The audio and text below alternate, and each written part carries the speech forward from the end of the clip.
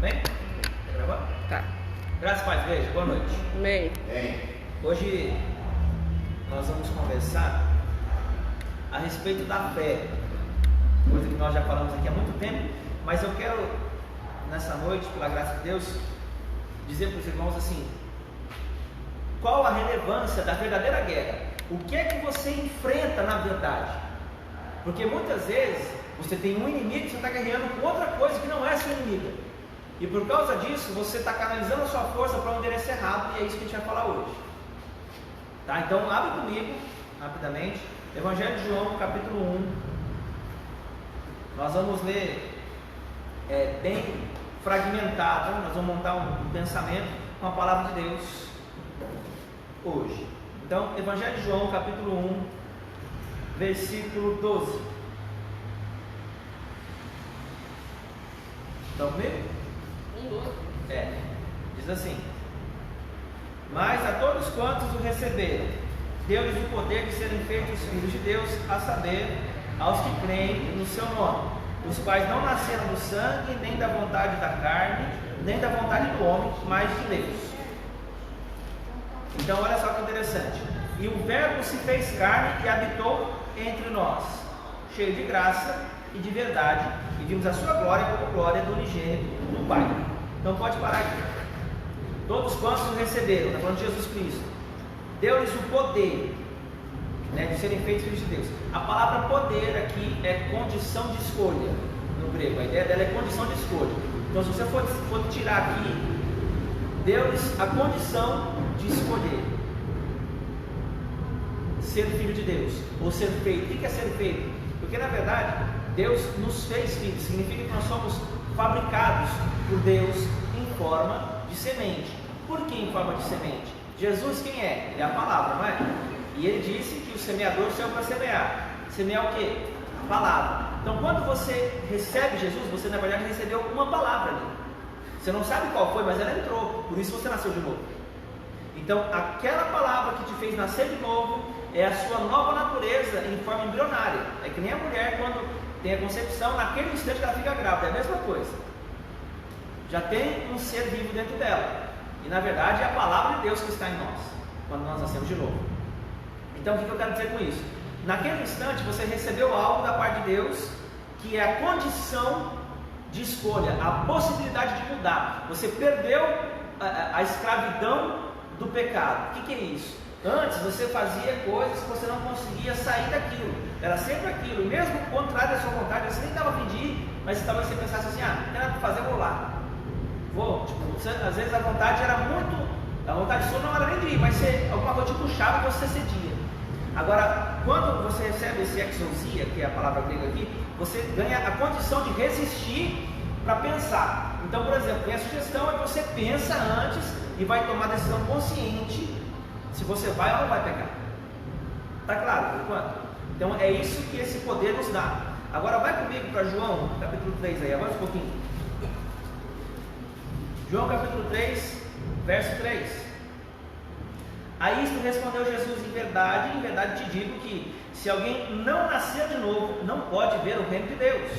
Olha que interessante. Então quem não nascer de novo não pode ver o reino. Então significa que aqueles que são mortos espiritualmente, eles não veem o reino. Mas eu te falo, cadê o reino?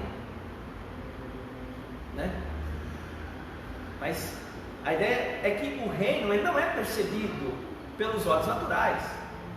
Então veja que quando você recebe a palavra em João 1,12, a perspectiva de Deus agora é tratar você por dentro, para que você veja o reino dentro de você, de modo que lá fora não seja mais tenha maior credibilidade do que você tem dentro como certeza. Lá fora já não é o reino de Deus, aqui dentro é. Então Jesus quer inserir a verdade em você para que você passe a ter uma nova perspectiva de vida. Entende? Por isso que o reino é dentro. Deus vai começar a mudar o seu pensamento. Ele não vai mudar a sua vida lá fora antes de mudar o seu pensamento. Então o que acontece? Para Deus mudar a sua vida, Ele precisa construir um fundamento. O que é fundamento? É o pensamento dele, porque Deus faz todas as coisas. João 1, verso 3. Todas as coisas foram feitas por intermédio dele, a palavra, e sem ele nada que foi feito se fez.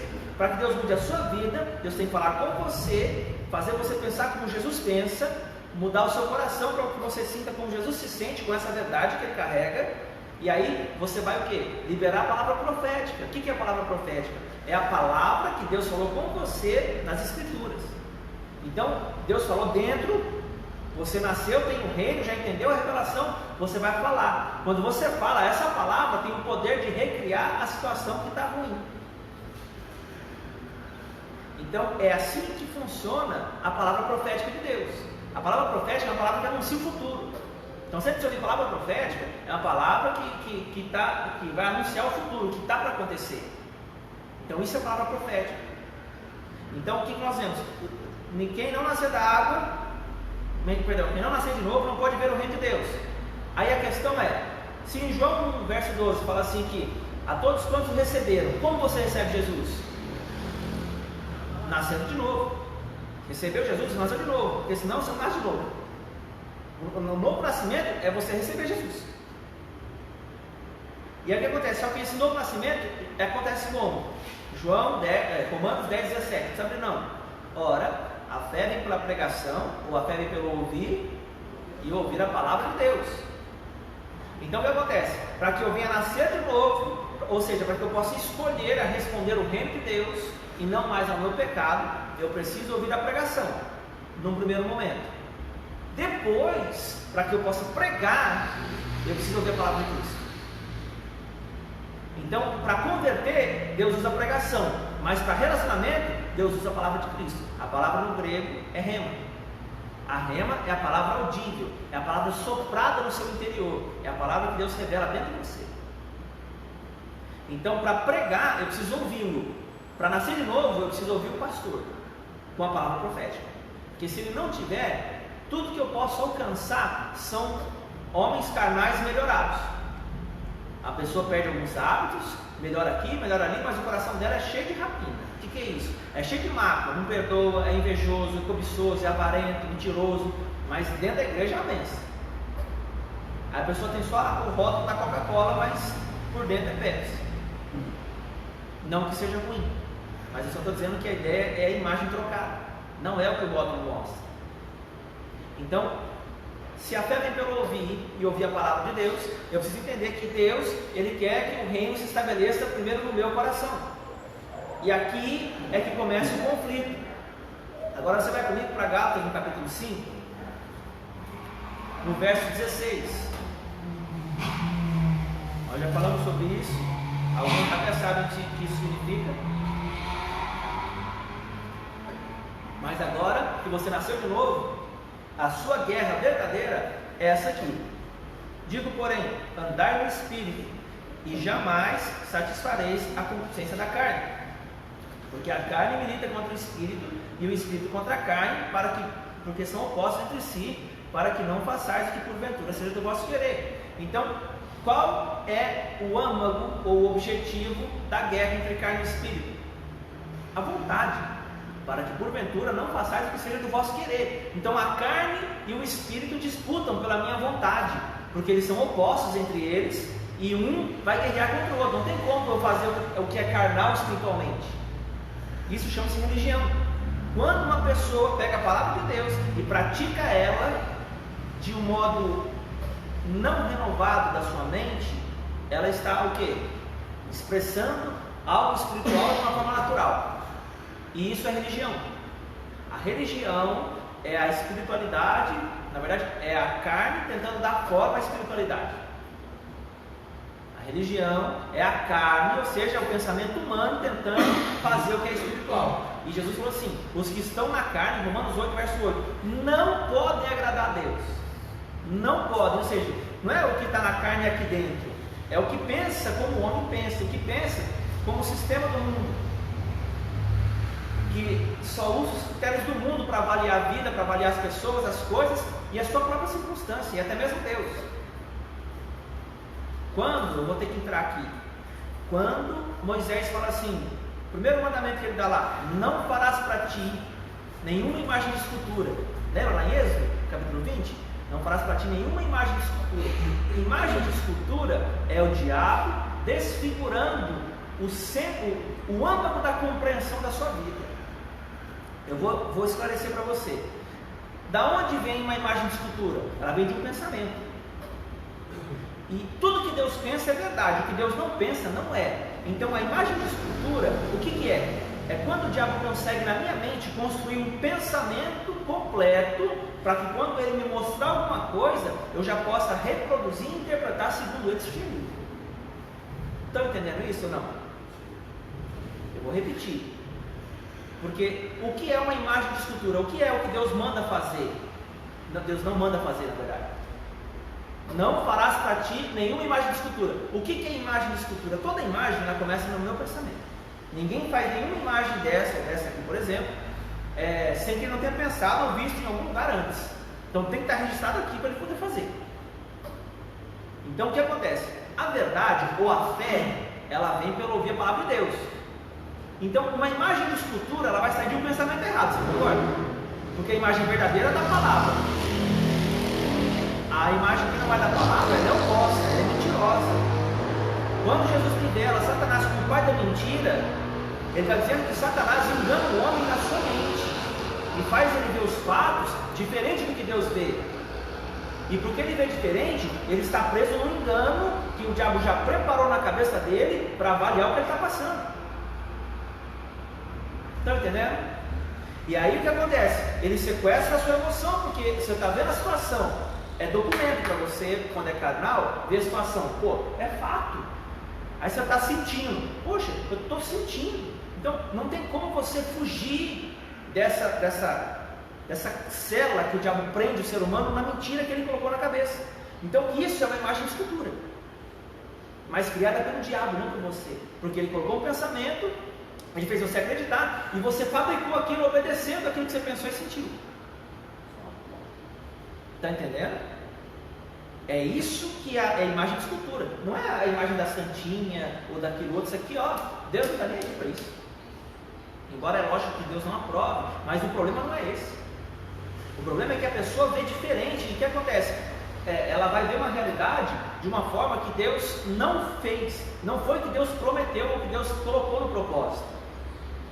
Só que por causa do engano da mente dela, que ela pensa como o diabo pensa, porque ela não amadureceu na fé, ela vê segundo o diabo, aí sofre, aí acha ruim, aí reclama, porque ainda não consegue ver o que Deus vê. Então é aí que está a guerra entre carne e espírito, porque a minha vontade é o quê? É responder à circunstância.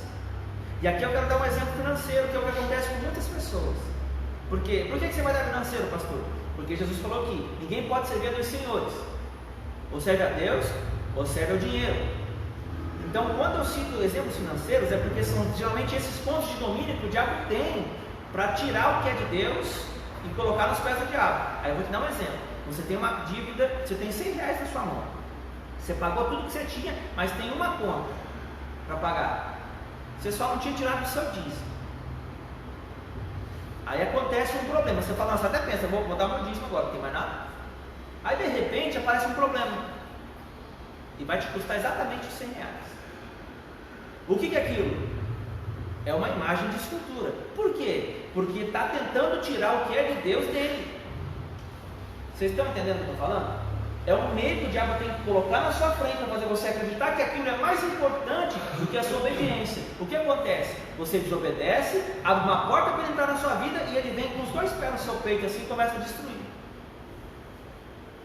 Porque como que o diabo pode entrar na vida de uma pessoa? Como que Balaão convenceu, na verdade, como que, eu não sei se vocês conhecem a história de Balaão. Balaão era um profeta que o povo moabita daquela época contratou para amaldiçoar Israel, mas Deus tornou a maldição em bênção. Só que nos escritos judaicos falam que Balaão, ele era um feiticeiro, ele era um cara assim, super conhecido e assim, era buscar ele e ver a resposta. Só que acontece, quando ele dava o ocultismo e ele ouvia a voz de Deus.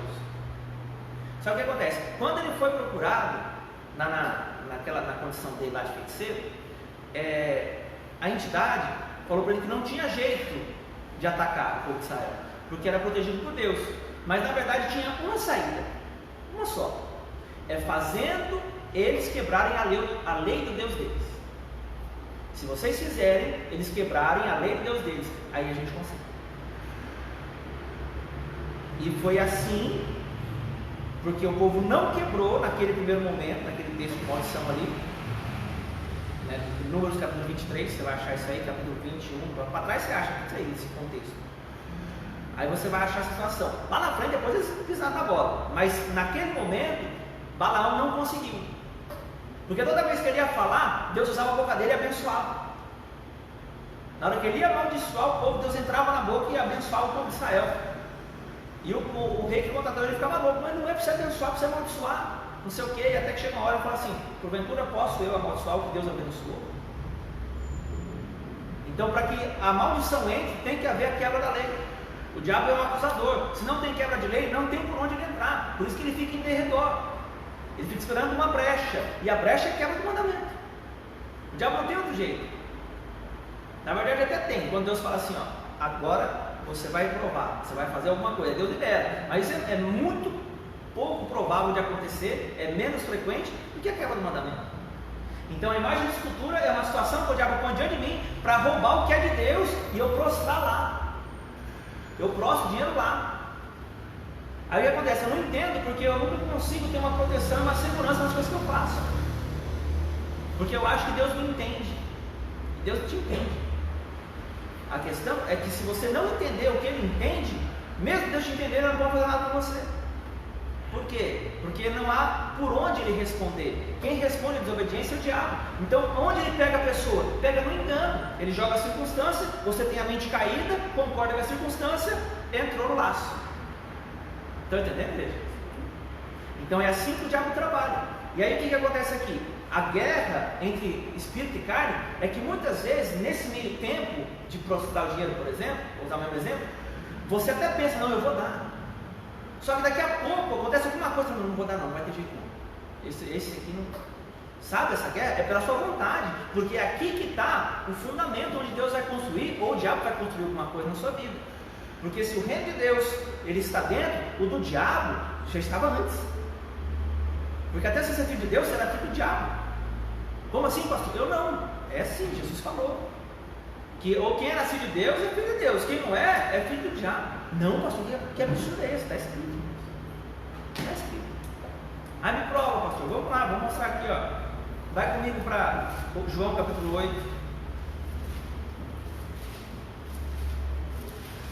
Pode ser meio forte isso que eu estou te falando, mas se você não ouvir, talvez você nunca saiba ou não receba o toque do Senhor para mudar. João capítulo 8, verso 44. Lá diz assim: vós sois do diabo, que é o vosso pai, e quereis satisfazer os desejos. O que é desejo, irmãos? Desejo é uma vontade forte. Então, vós sois filhos do diabo, que é o vosso pai, e quereis satisfazer os desejos. Então veja, a vontade, ela pode servir a um senhor ou a um pai. Vocês são filhos do diabo e querem satisfazer os desejos. Então veja que tem ligação entre a paternidade e a vontade. Está falando aqui Jesus. Por que você acha que Jesus foi orar lá no Getsemane? Pai, não seja feita a minha vontade, porque a minha vontade é de correr, faça-se a tua, porque eu não sou rebelde. Eu não posso quebrar isso. E qual foi o instrumento que Deus usou para rasgar a vontade de Cristo, para ele não desobedecer e alcançar o propósito? Foi a cruz. Então, quando alguém prega o evangelho sem cruz, é uma pessoa que está dando, em vez de resolver o seu problema, você que está assistindo pela internet, Deus vem e te dá a saída. Põe lá o bezetacil, que dói. Aí não, você quer tomar anestesia. O diabo vem te dar anestesia, só para você não sentir dor e você vai ser dor para o inferno. Já pensou? Porque não entende o trabalhar de Deus. Deus trabalha em nós. Deus não trabalha lá fora. Lá fora é consequência do que eu carrego comigo. Então Deus usa a artimanha do diabo, a imagem de escultura que ele produz lá na sua vida, para poder trabalhar em você e ensinar você a verdade. Por isso que Deus espera o que da gente? Perseverança e paciência. Porque é nesse tempo que você tem para mudar de opinião, de sentar com o Consolador lá e ouvir a voz de Deus para ele reprogramar a sua mente. E lembrando, pensamento positivo, ele não salva ninguém. Fé não é pensamento positivo. A fé vem pelo ouvir e ouvir a palavra de Deus. O pensamento positivo é você se esforçando para ser melhor do que você é e alcançar o que você quer. Você pode até conseguir, mas quando o fogo de Deus vier para provar o que você alcançou, cai tudo de novo. O seu coach, eu acho que não fala isso para você. Então, você tem que pensar, você tem que se superar, tem que isso, tem que aquilo. Não, você tem que nascer de novo. É já pegar o que você era, já jogar fora, ouve Deus, vai se relacionar com Deus, nascer de novo, e aí beleza. Então, Deus já não tem mais, vamos dizer assim, por nossa causa, por amor de nós, tempo a desperdiçar. A palavra manda a gente remir o tempo, porque os dias são maus. E como? Enchendo do Espírito. Porque se eu não me encher do Espírito, eu não consigo me relacionar com as pessoas e ter relacionamentos produtivos, porque eu não sei perder. Toda pessoa que ela é carnal, ela não sabe perder. E quando eu falo perder, eu não falo de perder dinheiro, de perder coisas, não. Eu falo de perder discussão. Falo de perder tempo com coisa que não presta. Não, eu ensino aquilo, a pessoa vem sempre querendo ganhar um argumento. E muitas vezes sacrifica o relacionamento porque quer mostrar que tem razão. Por que quer ter razão? Porque não tem um espírito de si. Tem hora de falar, mas tem hora de calar também. Então o que Deus quer trabalhar conosco é quem nós somos nele, porque essa nova natureza que vem da fé é o que nos dá poder de vencer e não entregar a vontade para o diabo, porque na vontade é que ele vem e destrói a gente, porque a rebelião está na vontade. Foi ali que Jesus quase entrou. Então, Deus fala isso, mas eu não concordo, não. Então, tem que conversar com Deus. Tem que conversar com Deus. Aí qual é o motivo que você não concorda? Porque o pastor isso, porque o fulano aquilo, porque o Beltrano aquilo outro. Eu vou jogar um monte de argumento para Deus, Então eu tenho que parar de argumentar com Deus e me relacionar mais com Ele. E como que eu cuido da minha fé, pastor? Como que eu vou lutar essa batalha da fé, por exemplo? Agora nós vamos conversar. Essa guerra, então, você vai lá para Efésios, capítulo 6. Quem está sendo abençoado, dá glória a Deus. Glória a Deus. Então olha só. Efésios capítulo 6. Paulo já está falando do contexto de relacionamento. Ele falou de encher do Espírito em Efésios 5. Aí ele vai falando sobre filhos e pais, lar cristão, vai falando de servos e senhores, marido e mulher, pai. Aí ele chega e fala lá no verso 10. Efésios 6, verso 10.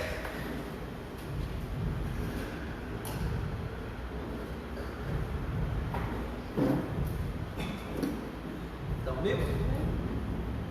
Olha lá.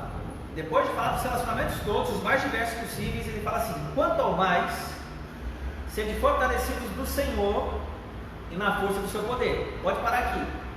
Irmãos, quem é o Senhor? Sim, mas olha só, a Bíblia, ela se explica com a própria Bíblia. 2 Coríntios 3,17 fala assim: ora, o Senhor é o Espírito, e aonde está o Espírito do Senhor, ali é a liberdade. É o texto que eu citei para vocês. Então, 2 Coríntios 3,17 explica para mim: sede fortalecidos no Senhor. Então, sede fortalecidos no Espírito e na força do seu poder. Segura Efésios, vai comigo para Hebreus, capítulo 1.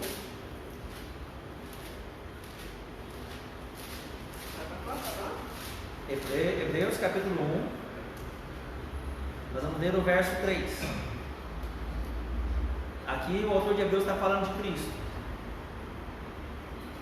Ele, que é o resplendor da glória e a expressão exata do seu ser, sustentando todas as coisas pela palavra do seu poder. Então, volta para Efésios. Sede fortalecidos no Senhor e na força do seu poder. A força do poder de Deus está onde? Na palavra. Então, irmãos, parafraseando aqui: sede fortalecidos no Espírito e na palavra. Então, não adianta eu querer só frequentar culto, eu querer só fazer o bem pro próximo, se eu não me fortaleço, porque tudo isso é bom, mas isso não me salva. O que me salva é o ser fortalecido do Senhor na força do seu poder, porque é daqui que sai a interpretação da vida, é daqui que sai o meu discernimento contra a proposta do diabo. Ele vai pôr o problema, mas Deus diz que não é assim. Então, pode estar quebrando o pau lá, você vai passar o problema. Se tiver que perder, você pega, mas aqui dentro você sabe que isso não é verdade, isso vai passar. E quanto mais confiante Deus conseguir te deixar na palavra dele, menos tempo dura o problema. Porque é possível encurtar o prazo. Eu vou te dar um exemplo bíblico. Israel tinha que ficar, segundo o propósito de Deus, 40 dias no Egito, no deserto, por 40 anos. Por quê? Porque murmurava, porque reclamava. Então a questão é que eu preciso ir para Deus, para que Ele mesmo, aniquile dentro de mim a murmuração, o pensamento negativo. Deus destrói, Jesus, pelo Espírito Santo, destrói por dentro. Por que a palavra e o Espírito aqui? Porque o Espírito vem primeiro para ele limpar a sua mente e destruindo os pensamentos errados. O Espírito Santo faz isso, porque ele é fogo consumidor. Agora, a palavra é para Deus colocar um pensamento novo no lugar daquele velho que você tinha, que você enxergava o que Deus vê. Então a renovação da mente é a substituição de pensamento. O que era seu, Deus coloca de Cristo e o seu queima no fogo. É isso que Jesus faz dentro de nós. Mas eu e você somos cooperadores de Cristo. 1 Coríntios capítulo 3, a partir do verso 9. Vós sois lavoura de Deus, e edifício de Deus sois vós. E ele está falando lá que nós somos cooperadores. O que é ser cooperador? É um operador e você opera junto com ele. Você é um cooperador. Um faz e você está junto. Mas como você vai ajudar Deus a fazer? Enchendo-se da palavra do Espírito. Você vai orar, vai jejuar, vai meditar na palavra, para que Deus tenha o que fazer com o que você tem aqui dentro e trabalhar em você. Agora fica vazio, não quer ler Bíblia, não quer orar, não quer jejuar, não quer obedecer a Deus, quer o quê? Como é que Deus vai mudar a sua vida? Você não dá o recurso, você é cooperador com ele, você tem que ajudar.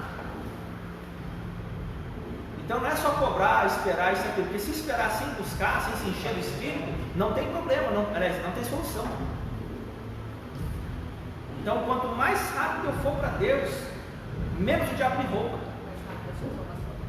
Sim, porque na verdade o propósito da fé, irmãos, é que aqui não vai dar para falar tudo, mas se você for ler 1 Pedro 1, verso 9, fala assim: obtendo o fim da vossa fé, a salvação da vossa alma. Deus quer conquistar você por dentro, para você parar de interpretar as coisas do modo natural e passar a ver as coisas do modo espiritual, porque tudo que Deus criou primeiro foi espiritual. Primeiro Deus criou todo o ambiente espiritual, porque Ele é Espírito. Depois as coisas viraram matéria. Jesus foi profetizado muito tempo, só depois que o verbo se fez carne, quando chegou a hora. Então primeiro o espiritual, depois o natural. Então o espiritual para nós fala do reino interior do homem. O espiritual não é externo, ele é interno. A guerra entre a minha vontade e a sua, na verdade entre a vontade da carne e a vontade de Deus, em nós é aqui dentro, não é lá fora.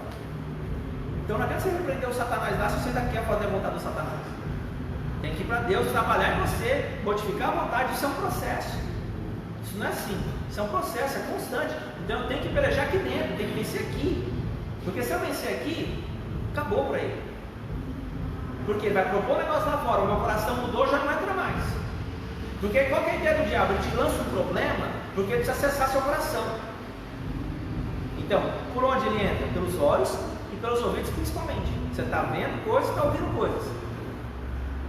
Então, se o seu coração foi transformado, a hora que ele joga o problema, aqui dentro o Espírito Santo já te convenceu de que aquilo não é verdade. Não tem acesso, não muda o seu coração. Ou seja, ele quer inserir medo, quer inserir ansiedade, quer inserir insegurança, quer inserir várias coisas no seu coração que na verdade não pertencem a você. Mas para ele atacar você, precisa estabilizar aquele fundamento de tristeza, de amargura, de insegurança, de medo. Precisa pôr lá. Por isso que ele joga o problema na sua frente quando você está bem. Aí você olha, ou você escuta algo, ou você lembra de algo. Por quê? Porque ele já semeou ali. Quando você só lembra, porque já está semeado lá. A sua cabeça não tem que renovar a mente. Isso é só entregando para Deus. Orando em línguas, meditando a palavra, jejuando. Então é por aí o caminho. E como que eu mudo meus hábitos? Eu começo pela obediência à palavra de Deus. Então por que serve a lei? A lei é um tutor para mim, a lei é um guia. Olha, eu sei que Deus quer assim e assim. Então você vai andando até aqui. Você vai caminhando no andador ali. Quando você amadurece, você já não precisa mais de lei, você já aprendeu, você já é assim. O seu pai vai te educando. Quando você cresce, seu pai não tem que te ensinar mais. Você vai viver com o que você aprendeu, não é assim. Vai dar suas cabeçadas e vai acertar. Mas tudo que você vai levar para a sua vida na frente é o que você aprendeu.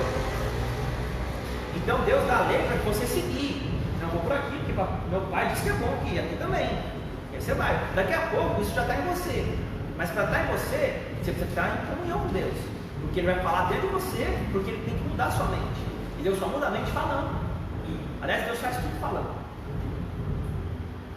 Então quando Deus fala, Ele não está informando a gente, Ele está fazendo. Por isso que é bom sobre Deus, porque céus e terra passarão, as minhas palavras não. O que Ele quer dizer? Que se você conseguir as coisas na força do seu braço, a hora que o fogo vier, vai tudo ao contrário. Mas se você conseguiu, porque você ouviu a voz, você foi trabalhado, foi tratado, pode vir o fogo que for, Deus não vai retirar o que é teu, porque veio da palavra que Ele te deu. Deus não é contra a sua palavra.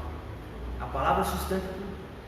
Pode estar quebrando o pau lá fora, cai mil ao teu lado, 10 mil ao teu direito, não você não. Amém, igreja? Amém. Então, para a gente fechar aqui, Efésios 6,7, comigo aí, né? Quanto ao mais, sede fortalecidos no Senhor e na força do seu poder, revestidos de toda a armadura de Deus para poder ficar firmes contra as ciladas do diabo. Então, o que é revestir? Vestir é vestir uma vez, revestir é vestir de novo. Vista, revista, vista, revista, é constantemente. Então, é uma ação contínua, né, da armadura de Deus. Para quê? Por que você vai ter a armadura de Deus? Para ficar firme contra as astutas ciladas do diabo. Agora que vai ficar claro para nós, ó, porque a nossa luta não é contra a carne e o sangue, ou seja, não é contra os homens, e sim contra principados, potestades, contra dominadores deste mundo tenebroso, contra as forças espirituais do mal nas regiões celestes. Aqui é interessante, por quê? Porque tem regiões celestes externas e regiões celestes internas. O que é isso, pastor? São pontos de contato onde o de fora se comunica com o de dentro. A pessoa que nasce de novo, ela recebe uma nova natureza e a condição de vencer por dentro para remover o mal de dentro de si. Mas não quer dizer que ela nasceu de novo, ela não tem demônio, ela não tem problema. Tem sim. Você precisa crescer na sua purificação. Jesus vai levar em Efésios capítulo 5 aqui, uma noiva assim, rude nem mácula, é sem pecado e sem demônio. Jesus está nos purificando para isso. E quanto mais cedo eu fizer, mais rápido eu vejo o reino se manifestar na terra. Porque tem coisas que não chegam na minha vida porque tem inimigo de dentro, não é fora, é dentro. Porque o meu coração ainda pensa o contrário do que Deus pensa. Então quem rege aquele pensamento é o diabo, porque não é o que Deus pensa. Então ele sequestra a minha vontade, Deus não tem por onde passar, porque a vontade é diferente da dele, então eu sou um rebelde, e ele autoriza o diabo a ficar ali.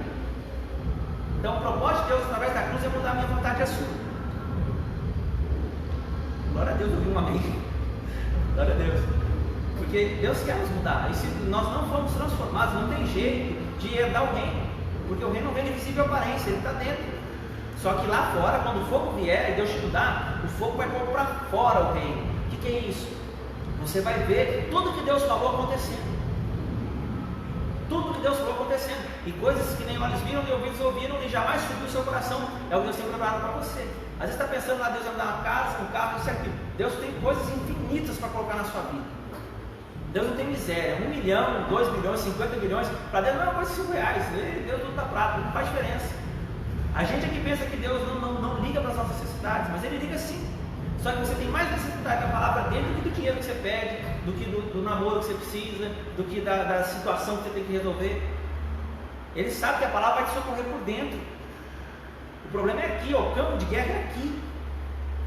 É o que Paulo está falando aqui, não é contra carne e sangue, mas principados e potestades, né? E etc. Nós vemos aqui. Agora, no verso 13, portanto, e eu não vou entrar mais do que isso. Tomai toda a armadura de Deus para que possais resistir no dia mau e depois de teres vencido tudo, permanecer inabaláveis. O que é isso? Você vai ser bombardeado com um monte de ideia negativa, com um monte de situação difícil, com um monte de problema, e o diabo falando e batendo e tentando tirar você da paz. Por que ele fala permanecer inabaláveis depois do dia mau? O que é inabalável? Permanecer em paz mediante o problema. Porque eu vos deixo a paz, a minha paz vos dou, não vou lá dou como dá o mundo. Porque a paz de Cristo é interior, e ela transcende o problema. A paz do mundo é a ausência de guerra externa, mas aqui dentro, só cada um sabe a luta que é. Porque ainda não tem um alinhamento com Deus para estar em paz. Então só quando eu sei que eu sou perdoado, que eu sou amado por Deus, meu coração acessa a paz. Não tem paz fora disso. Então tem muita gente que é tão pobre que só tem dinheiro. O dinheiro não compra a paz de Cristo. Tá bom, igreja? Vamos orar? Senhor, nós queremos te agradecer essa noite pela tua palavra, pelo teu Espírito, porque é por eles que o Senhor nos tem dado vida e porque o Senhor nos ama. E aquele que crê em ti, como diz a Escritura, do seu interior foram rios de águas vivas. Eu peço que o Senhor abençoe meus irmãos da internet, os irmãos que estão aqui participando do culto conosco. Eu peço que o Senhor abençoe aqueles que ainda vão assistir, em nome de Jesus, que haja vida, paz, transformação, que haja quebrantamento, que o Santo Espírito do Senhor venha conduzir os corações e organizar as ideias por dentro, para que as pessoas vejam, Deus, da tua ótica, vejam da tua fé, aquela que é a verdadeira guerra, que possa haver reconciliação, perdão, que possa haver arrependimento, e que o Senhor venha a trazer grandes restaurações aos nossos corações. Leva-nos em segurança para casa, abençoa esse tempo de ceia e comunga conosco, em nome de Jesus. Amém. Glória a Deus. Maravilha. Meus irmãos, muito obrigado pela companhia de vocês. Que Deus abençoe a todos, tá bom? Quem quiser qualquer coisa, depois é só chamar no particular no WhatsApp ou no Facebook. Um abraço, que Deus te abençoe.